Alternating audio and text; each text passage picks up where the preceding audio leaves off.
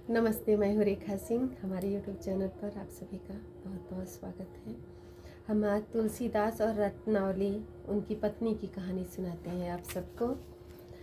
अस्थिचर्यमय देह मम तांबे ऐसी प्रीत, तैसी तो श्री राम में हो तिन तौ भय भीत। ये लाइनों समय की है जब तुलसीदास जी रत्ना के घर पहुंचते हैं, मतलब अपने ससुराल पहुंचते हैं। वो बाहर गए रहते हैं। जब उनको मालूम पड़ता है कि हमारी पत्नी गई है मतलब मायके, तो रात हो गया रहता है। वो तालाब नदी को लहास के ऊपर से पार करते हैं।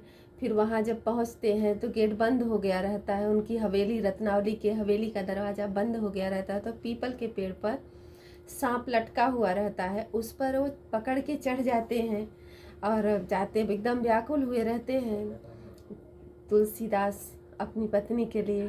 तभी रत्नावली बोलती हैं कि अस्थिचर्यमय देह मम तांबे ऐसी प्रीति, और तैसी तो श्री राम में होती न तौ भय भीति।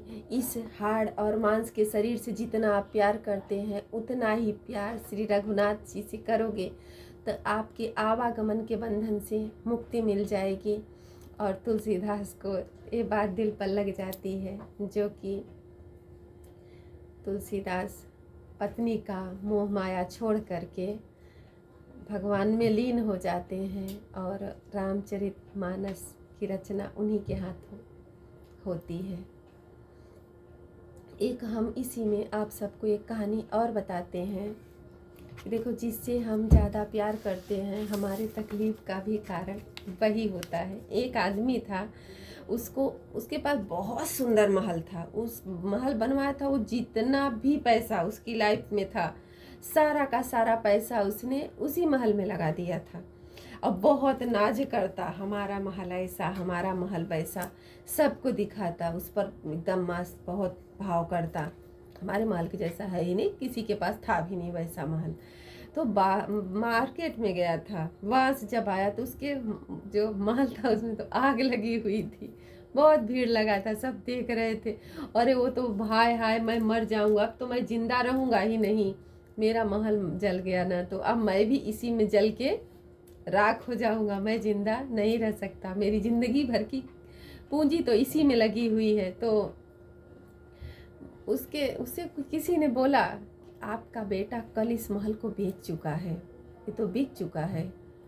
उसको बड़ी राहत मिली कि मेरा बेटा ने इतना अच्छा काम किया, बेच दिया। अब वो सोच रहा था बिक गया है तो पैसा मिल गया रहेगा और हमारा तो नुकसान ही नहीं हुआ। तसल्ली हुई, थोड़ा शांत हुआ। तब तक उसका बेटा आया, बोला, अरे बेटा, तुमने लाइफ का सबसे अच्छा काम किया, आज ये महल जला और तुमने कल ही इसका सौदा कर दिया। तो बोलता है, पिताजी मैं गया तो था लेकिन सौदा पक्का नहीं हो पाया था। फिर उसके वही तकलीफ, रोना धोना भी। सोचो, जब उसको मालूम पड़ा कि बिक चुका है, दूसरे का है, तो उसको थोड़ा तसल्ली हो गई थी। जब मालूम पड़ा कि अरे ये तो बिका नहीं था, ये तो हमारा ही है, तो फिर से वही रोना धोना। तो हमें जिससे ज़्यादा लगाव रहता है, ज़्यादा प्यार रहता है, वो हमसे दूर जाता है तो हमें बहुत ज़्यादा तकलीफ होती है। इस कहानी से हमें सीख मिलता है, हमें किसी भी चीज़ से ना थोड़ा लगाव, थोड़ा प्यार कम रखना चाहिए, क्योंकि संसार में कुछ तो अस्थाई है नहीं। जो भी आता है जाता है तो चीज़ ही है, बनती है, नष्ट होती रहती है।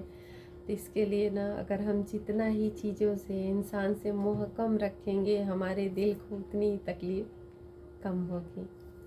नमस्ते।